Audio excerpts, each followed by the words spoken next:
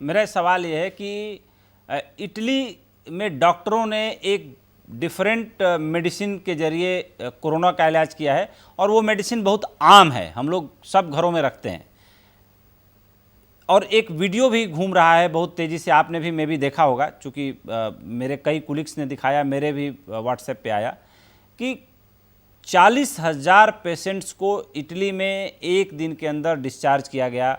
और क्या गया कि जब वहाँ पे जो पोस्टमार्टम किया गया, उनका जो सैंपल एनालिसिस किया गया, ऑटोप्सी जो की गई, उसमें कुल मिलाकर के ये पाया गया कि जो थ्रोम्बोसिस, जो ब्लड थक्का बन जाता था, जो उनकी कैपिलरीज जो बारीक नसें हैं वो जो है उनको बहुत ज़्यादा डैमेज होता है कोरोना वायरस के कारण।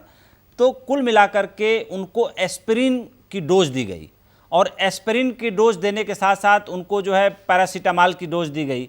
और जो पेशेंट बहुत ही सीरियसली मतलब शो कर रहे थे, सीरियस जिनके सिम्टम दिख रहे थे, वो 24 घंटे के अंदर उनके अंदर बहुत ही चमत्कारिक सुधार हुए। क्या आप इस थ्योरी पे बिलीव करते हैं कि अगर किसी में माने ब्लड गाढ़ा हो जाता है, अगर देसी भाषा में कहें, तो जाहिर सी बात है कि हार्ट पेशेंट्स जो होते हैं उनको एस्पिरिन दी जाती है कि उनका जो है ब्लड जो है गाढ़ा की जगह थोड़ा पतला हो जाए, थिनर हो जाए। तो ऐसी स्थिति में कोरोना में जब कोई सीवियरिटी की तरफ बढ़ता है और उसमें इस तरह के सिम्टम आने लगते हैं, तो क्या आप मानते हैं कि जो ये वीडियो वायरल हो रहा है इसमें कुछ सच्चाई है या यूं ही मनगढ़ंत है? तो उपेंद्र जी, आप जानेंगे कि पिछले 6 महीने में इतने कई सारे वीडियोज आ चुके हैं, कई सारी दवाइयाँ आ चुकी हैं, चाहे हाइड्रोक्सीक्लोरोक्विन हो, चाहे रेमडेसिविर हो, चाहे डॉक्सीसाइक्लिन हो, आइवरमेक्टिन हो, एल्बेंडाजोल हो, तो बहुत सारी दवाइयाँ इसके बारे में आ चुकी हैं। एस्पिरिन हो, लो मॉलिक्यूलर वेट हिपेरिन हो, तो ये कॉकटेल मेडिसिन है। अभी तक किसी पे इतनी अच्छी स्टडी, प्रूवन स्टडी नहीं हुई है कि हम बता दें कि ये वाली दवाई बिल्कुल इसके अगेंस्ट कारगर है या पूर्ण रूप से सिद्ध हो चुकी है। तो इसलिए जो इंडिया में भी इलाज हो रहा है, जो हमारे डॉक्टर्स लगे हुए हैं अस्पतालों में, रोज इन चीजों से अपडेट रखते हैं और अपना ट्रीटमेंट उसी हिसाब से रिवाइज भी करते रहते हैं। आप मानोगे नहीं, जो करंट दवाइयां चल रही हैं उनमें लगभग सारी अच्छी दवाइयां जो पूरे विश्व में जिनमें थोड़ा सा भी दम है, उन सब को डॉक्टर्स यूज कर रहे हैं और लगा रहे हैं और थोड़े बहुत रिजल्ट भी आ रहे हैं। बट अभी किसी बात को लेकर पुख्ता रूप से कहना कि इस दवाई से पक्का इसका असर है या इससे बीमारी तुरंत खत्म हो जाएगी, वो ऐसा अभी तक नहीं है। लेकिन ये मल्टीपल दवाइयां, चाहे वो हाइड्रोक्सीक्लोरोक्विन हो, आइवरमेक्टिन हो, डिस्प्रिन हो, लो मॉलिक्यूलर वेट हिपेरिन हो, डॉक्सीसाइक्लिन हो, एजिथ्रोमाइसिन हो,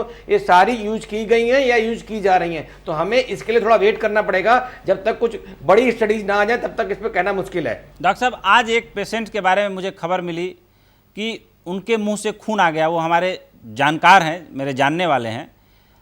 तो किस स्टेज में या किस तरह के मतलब लेवल के बाद पेशेंट के मुंह से खून आने जैसी घटनाएं कोरोना में हो रही हैं? क्योंकि इसमें लोग बहुत कुछ जानना चाह रहे हैं, बहुत लोगों को जानकारी अखबार, पेपर, मीडिया के जरिए मिल रही है, लेकिन इस तरह की बातें, जैसे मैंने इतने शो किए लेकिन मुझे ही जानकारी नहीं थी कि किस स्टेज में कोरोना में मुंह से खून भी आने लगता है, वो क्या सिम्टम है? जी, तो हाँ, बड़ा अच्छा क्वेश्चन है आपका। इसको हेमोप्टाइसिस बोलते हैं। तो मैं पहले एक बात बताऊंगा कि जो इंडियन डॉक्टर्स हैं या जो दुनिया के विश्व के डॉक्टर्स हैं, वो मरीज को ठीक करते हैं, मरीज की बीमारी को नहीं। मरीज के क्लिनिकल सिम्टम्स कैसे हैं, वो कितना सीरियस है, देखने में कैसा है, उसकी सांस कितनी तेज चल रही है, उसका एक्सरे कितना खराब है, अच्छा है। तो खून आना ये जरूरी नहीं कि कोरोना का बहुत लास्ट सिम्टम हो। कभी कभी क्या होता है, हम बाईपैप लगाते हैं तो उसकी वजह से ट्रॉमा हो जाता है, तब खून आता है। या आपने बोला एस्पिरिन देते हैं या लो मॉलिक्यूलर वेट हिपेरिन देते हैं, कलेक्शन देते हैं, उसकी वजह से भी ब्लड पतला हो जाता है। तो हल्की खांसी में या हमने कोई बाईपैप लगाया, ऑक्सीजन थोड़ा फ्लो फास्ट दिया, हमने ऑक्सीजन को तेजी से देना पड़ता है, खासकर कोरोना में हम लोग हाई फ्लो ऑक्सीजन देते हैं। तो उससे क्या होता है, कैपिलरीज अंदर डैमेज हो जाती हैं। तो उससे कभी कभी बहुत मरीज सीरियस नहीं भी है तब भी खून आ सकता है। लेकिन अगर मरीज सीरियस है, उसका एक्सरे खराब है, एआरडीएस हो गया है, वाइट आउट लंग है और फिर खून आ रहा है, तो इसका मतलब ये सीरियस है कि अंदर उसके जो कैपिलरीज हैं वो रप्चर हो रही हैं, एआरडीएस हो रहा है और पेशेंट सीरियस जा रहा है। तो ये दोनों बातें हमें खून आने को देखना पड़ेगा कि मरीज की उस समय कंडीशन कैसी है और टेस्ट कैसे हैं, उसका सीटी स्कैन कैसा है, उसका एक्सरे कैसा है, उसकी कोगुलेशन प्रोफाइल में हम कुछ टेस्ट करते हैं, पीटी वगैरह, तो वो कैसे हैं, तो उसके बाद हम डिसाइड करते हैं। नहीं, जैसे जो दवाएं दी जा रही हैं डॉक्टर साहब, एक बार मैं अपने दर्शकों के लिए चाहूँगा कि आप एक्सप्लेन करें कि जिस तरीके से नॉर्मल वायरल फीवर में जो दवाएं दी जाती हैं, जाहिर सी बात है कि कमो बेश वही दवाएं दी जा रही हैं, कोई शर्तिया दवा अभी तक मार्केट में नहीं आ पाई है, यह सबको पता है। तो एक बार मैं जानना चाहूँगा कि जैसे मान लीजिए आपके सामने कोई कोरोना पेशेंट कन्फर्म्ड आ जाए, तो आप उसे क्या दवा प्रिस्क्राइब करेंगे?